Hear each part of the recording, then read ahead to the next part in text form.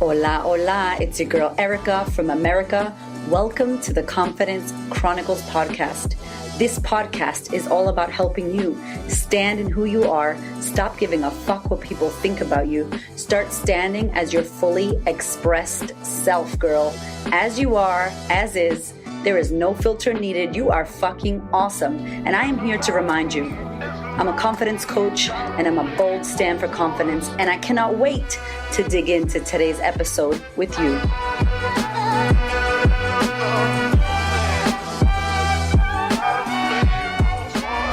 Hello. How are you? How are you doing though, for real? What is going on? I am so, I literally feel like every day I'm having a gratitude attack. It's like a panic attack, but the opposite. Like I'm having a fucking love attack with my life right now. There are no words to tell you what the hell's going on. We launched our online global sisterhood. We, at the time of recording this, have 63 members online. We have 60 members in person. We have 123 women around the world doing this inner work, the work of this podcast, basically. My message, everything I say, my fucking crazy ass swearing, my funny shit and my jokes that I do, and breaking down. And the whole point of me and why I exist and why this podcast is here is because I really believe that I'm here to talk to the masses, all the women of the world, in the pockets of the ghetto, in the pockets of the, places that they're small towns, big towns, doesn't matter. I'm here to speak to all women, wake all women up to the fact that they are fucking magnificent, they are powerful, they are amazing, they are worthy, to remind them of who the fuck they are. That's what I exist for. And I have been privileged enough to bust my ass to get mentors and create money and fucking take loans out and do the inner work and get some of the best mentors in the world, I believe, that have helped me wake the fuck up and teach me some good shit. And so what I have done is created a way online, globally, to be able to pass down. Like Beyonce's got this new song called Bigger. Yo, it's I don't sing, but I'm about to do this because FWOT, right?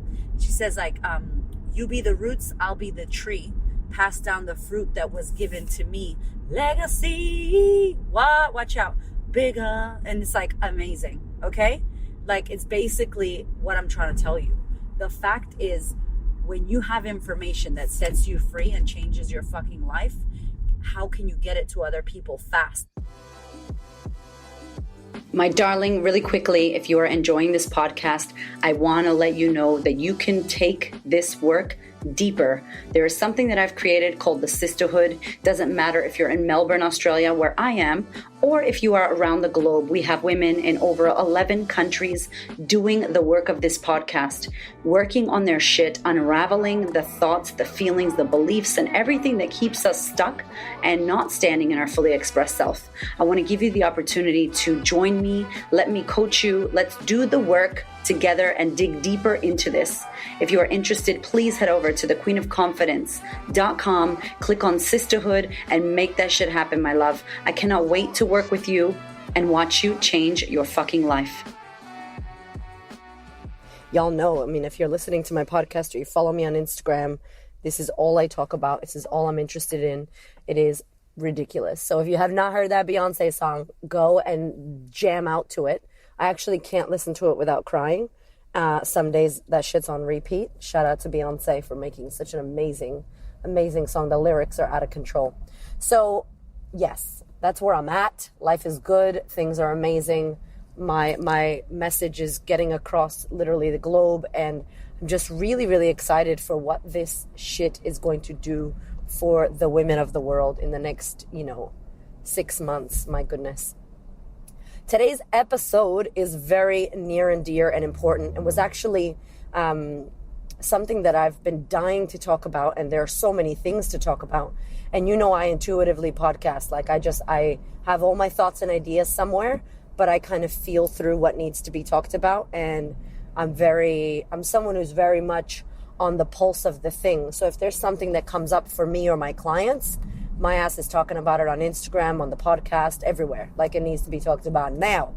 So this has come up a lot for my sisterhood women. We've been chatting about, you're working on yourself, you're developing yourself, you are doing the work and your partner's not on board, or your partner, it's like you start moving and you leave them behind. And not so much that you're better than them, but it's like they are definitely back there in the old past life, and you are trying to transform and transmute and move through to the next level of yourself, and they're still at the same level of themselves.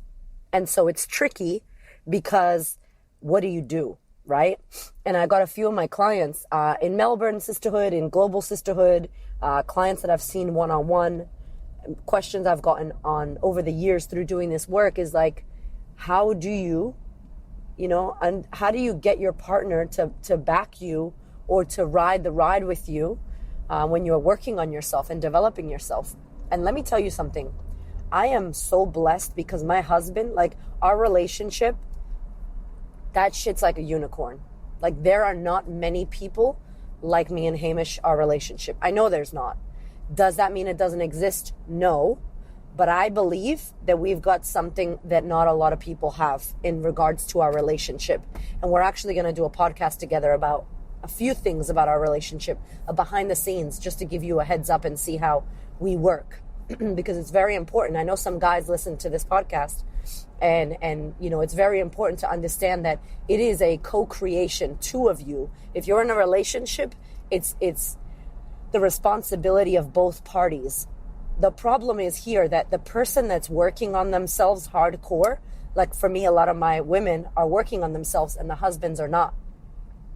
So unfortunately, women, if you are the one working on yourself, you need to be the Gandhi, you need to be the change you wish to see. You need to be the one showing up and doing the work and being the work at home, with your kids, with your partner. You need to be the work. You need to not do the work, but you need to live this shit, right? Like, breathe it. And it's hard. Because my ladies be like, yeah, but Erica, I've been doing this for 3 weeks. Yeah, but Erica, I was the bigger person. And then he said this, and I've been doing this, and he never noticed that. And it's like, don't do it so that you're the air quotes bigger person. Don't do it with time watching your clock going, when is he or when is she gonna blah, blah, blah. Don't do it like that. If you do it like that, you're not really doing it because that's who you are. And you need to do it because that's who you are. Meaning you are that person who is the bigger person, because you're kind and you're compassionate and you're working on yourself and you want to develop yourself to get to that level of compassion and kindness. Does that make sense? Now, is it annoying as fuck when they take forever and you keep showing up and you keep doing the work and they're not? Yes, it is. Yes, it is. And then you can decide after a while what you wish to do. Because I also believe you teach people how to treat you. I'm not saying stay in a relationship for a year with an asshole who doesn't care about you and treats you like shit, and you just keep being Gandhi and keep being kind. Hell no, I'm not saying that. Right? Open your eyes and see. I love Maya Angelou. I always talk about her quote. When people show you who they are, believe them. I'm not saying that. What I'm saying is, if you're in a relationship and you decided that you want to deal with your shit, and you want to bring up Pandora's box, you want to look under the rug and start working on your demons and, moving through your old stuff so that you can be a better version of who you want to be in the future, right now and in the future, you most definitely need to do one important thing. The one important thing is talk to your partner. I know it doesn't sound revolutionary, but you are not fucking doing this. You think you're doing it, but you're not. And I did a podcast about, life-changing conversations you're not having. But I'm going to talk specifically in this podcast about relationships, about a partner, about a boyfriend, girlfriend, about a husband, wife, about a wife, about a husband, whatever. Yeah? I'm going to talk about how you and your partner, whenever you got together on some kind of value system. Whether you discussed your values or you discussed your future goals or not, you got together on some subconscious value system. And now your system may have changed. You may now believe in other things. You may now want to do other things. You may now want to, change your life and change your results. And maybe they don't want to. Or maybe they're not interested, or they don't know how to. And if it's like me, I'm a woman married to a man. My husband, right, shows his emotions so differently. And although he does this work and he's really good at showing his emotions, he's still not like a woman. He's a man. So he does it in his man way. Does that make sense? He's got a lot of awareness as to how I feel. And I've got a lot of awareness as to how he operates. And we know the love language and all that jazz. And P.S., if you don't know about the 5 love languages. Please go take the test, go get the book. It's amazing. It's really interesting to know how you like to be loved versus how your partner loves to be loved. And even you can do it with your kids if you have children. And it just helps you to see how you love to be loved. Like for me, I love words of affirmation. That's my love language, number 1. And there's like, you have number 1 and then your secondary.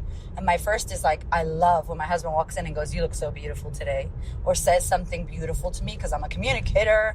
So I love the words of affirmation. My husband is acts of service. So like cleaning the house, washing the car, sucking his dick, he likes that.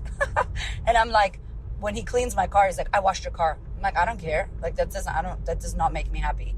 And I'm like, tell me I'm pretty. Like so I know if I want to help him or make him feel loved or make him feel, desired or whatever, I will do an act of service because I know it's going to make him happy. And I like to make him happy, right? It's not my job to make him happy, or it's not your partner's job to make you happy, but it's like extra cherry on top shit that you want to do for somebody that you love. So the love languages is something huge. And we actually have a sisterhood relationships module in my online course and a relationships day in our in-person coaching program. And we're going to do that this October. So it's a full day on relationships and it's going to fucking be amazing. And that's one of the books that we're going to work with. But what I think is super important is that you have got to check in with yourself. You have got to check in with what you want, what you don't want, what you desire, what turns you on, what pisses you off. Get into the relationship with you, right? And that's first and foremost, because as I said before, we do teach people how to treat us. And maybe you got together when you both thought that this thing was great and now you've moved on. And if you don't discuss it, and if you don't talk about it, and if you don't take this partner of yours on your journey, meaning it doesn't mean that they have to do everything you're doing, but if you don't let them in on what you're doing, let them in on your changes, let them in on what you're experiencing, how the hell are they supposed to know where you're at? And it's unspoken stuff that they think and they don't know, or you think they know, but they don't know. So here's what I want to say to you. My invitation is for you to sit down first and foremost with yourself. Where are you happy? Where are you not happy? Can you make a list, right? Write some shit down. Like, people like relationships shouldn't feel like work. Bullshit. Of course it's fucking work. You are now putting your life, your ways, the things you do, the way you do things, into another person's life, the way they do things, the way they see the world. And if you've got little people, if you've got kids, like, theirs is now wrapped in. So it is so ridiculous of us to think that, it's not work. It is work. It doesn't have to be hard work. It doesn't have to be shit, but it is work. And you do make choices and do certain things for the people that you love, and you take them on the journey with you. And that's the best way. Like, you go downstream together versus trying to fucking push upstream and fight and push upstream about the things you believe in, and without disregarding the other person. So if you want to have the best relationship you can have, you got to check in with you. What do you want? What do you desire? What's happening that you're not happy with? What needs to change? What can you take responsibility for? Let me say that again. What can you take responsibility for in your relationship for who you've been being? I just got a massive slap across the face. I went to this Dancing Eros taster, and it's basically erotic dance where you go and dance the 5 female archetypes. It is all about you getting into your body, out of your head. It's all about you getting back to your sexuality, sensuality. It's fucking ridiculous. And I was just crying, sobbing. 6 of my sisterhood women were there. Angel was there. Me and her were hanging out. And we were just crying the whole time because we got to see how much we are not in our bodies. And I got a massive light bulb of, oh my God, I'm not taking responsibility for the fact that I'm not sexy in my home. I'm not like, I used to put music on and dance and feel really gorgeous and desirable just so my husband could watch me dance. And that could lead to nothing, or that could lead to the most amazing lovemaking session ever. Right? But like, I'm not doing that. Like, I'm going home, I'm doing work, I'm putting kids to bed. And it's like, fuck, I lost the in-tuneness with my own sexuality and sensuality and my own relationship with how desirable I am. And that's my responsibility. So the sex in the home, what I'm bringing to the table, what am I responsible for? So write your list of all the things that are not working out, that you're not happy with, and can you write down where you're responsible? That's your first thing, right? Check in with you. What do you want? What are you over? What are you committed to fucking creating in your life, in your relationship? Right? Like, what have you had enough with? What can you take responsibility for? And what do you want to create in your relationships? Second, have a discussion with your partner. Yup.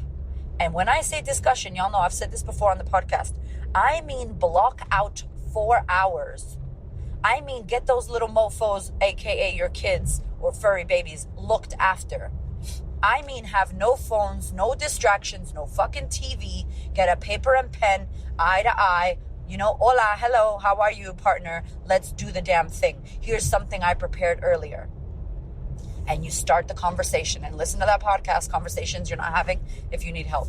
Or, sorry, there's another one that it's called Difficult Conversations. And that's like how to take responsibility, how to go in with an awkward or difficult conversation. And so you can get the best results. Basically, you take responsibility for where you're at first, and then that opens it up, right? And you have this conversation, and your intention is what? What's your intention? My intention, babe, is for us to get on the same page. My intention is for us to create a plan so that I support you, you support me. We bring sexy back to our lives. We bring joy. We bring whatever it is that you want. Tell them your intention. Why did you host this meeting? Why are you discussing this with them? What would you love in your relationship? What would you love? They can't fault you if you're just talking about your intentions and what you would love. Do you know what I'm saying? But you have to open up and speak your truth to them. And the best way is obviously take responsibility for where you're at, what you've been doing, and the stories you've been making up in your head about him or her or the relationship or your life or whatever. And have that fucking chat and have an action plan. Listen to me. Me and my partner, we have meetings 2 or 3 times a week. We have a whiteboard at home. We have a whiteboard on the fridge. We have a whiteboard in the office. We work in the same office.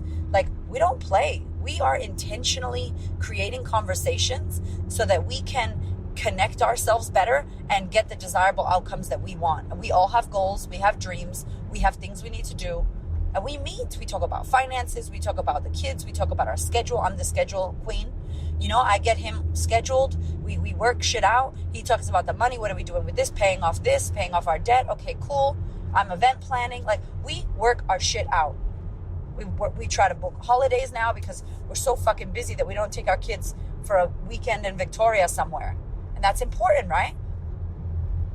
You need to get on the same fucking team. You are on the same team. Can you get yourself back on the same team? And guess what? If this brings up Pandora's box in your relationship and you end up going, this is not the relationship for me, or they end up saying, you know what, I don't want this anymore. And they are so stubborn and they don't want to move. They don't want to meet you halfway. They don't want to shift. If they don't, be sure that you are. Make sure that you are trying to work this shit out. If they don't, and if you don't, if it's done for, then why not fucking finish the relationship off? Instead of staying in something that is so sterile and is so finished, but you're staying together for the air quotes, the kids, or you're staying together because of whatever bullshit. It's better that you find out now that shit's not going to work for you in the future. Yes, it's going to be hard, but can you do it? Yes, you can. And is it fucking worth it? Of course it is. You've got the rest of your life. So I'm going to end this now and let you know that there are many things you can do to get your partner on board. If you're in the Sistahood, online or in person, we are having a partner day. So we're going to have a partner workshop where we're going to get the Sisterhood women to bring their partners, and me and my husband are going to talk about what this program is, what these women are going through, how they can support them, have they been heard. We're going to hear from the partners and how do they feel about it so that they know what their partners are doing. It's important. Half of the women in the Sisterhood, I think the husbands think they're in a fucking cult, right? Or like, oh, what is that bullshit you're doing? And one of our ladies, Michelle, shout out to Michelle, Kate, photography. Michelle brought her husband Luke to our retreat in Bali because Michelle had a 7-month-old baby and he was really clingy. He didn't want to be away from his mom. So she got them to come to Bali and he watched the baby while she came and did her retreat. And we got to chat to Luke. We went in there and we're like, listen, this is what's going to be going down this week. Your wife is going to be going through every kind of emotional roller coaster. This is how you can support her best. Do you have any concerns? Blah, blah, blah. We had the best chat with him. It was so amazing. And I can tell you right now, he said to me at the end, he was like almost in tears. He's like, you guys are the real fucking deal. Like, I thought this was some bullshit money, like fucking cult thing. Like, I was like, whatever, what the fuck is Michelle doing? He's like, I want my mother to do this. I want my sister to do this. Every woman I know needs this. You know, every man I know needs this. Like, you guys, thank you so much. Like, we were all in tears hugging. And this man got to see that what his wife was doing is actually so important. And now he's doing work on himself. And they have 4 children. Like, what is this going to do for their lives, for their generational, like, imprint? Like, this is huge, you guys. So please, please, please do this. Chat with your partners, please. And if you are single and you listen to this whole podcast, I would highly recommend whenever you do meet someone that you discuss this, that you work on yourself, that how do you feel about developing yourself and upgrading your brain and learning and all that jazz. Because I promise you guys, listen, number 5 reason in Australia couples break up, get a divorce, is a change of values. What you used to value, you don't value anymore. And you have to check in. And I did a values podcast, so go back and listen to that. I think it's number 4. And I tell you exactly how to do it, how to do your partner values. I redo them every 6 months because they change. They change. And if you don't check in, if you don't sit down and fucking work on your shit, like, what happens? You're just living and existing and fucking putting fires out, paying bills. Like, you gotta work this. You gotta sit down and really water this fucking plant that is your relationship. So I love you so much. Thank you for being here. Thank you so much for listening, my love. Do me a favor. If you feel called to, please, please, please share this episode with a sister who needs to hear it. I so appreciate you listening and you following and you commenting and you reviewing. If you have a second, hop over to iTunes and leave me a review. Make sure you subscribe so you do not miss another episode. And lastly, and most importantly, thank you for your time, your ears, your energy, and your attention. I know there are many podcasts that you could hear, and I really appreciate you listening to mine.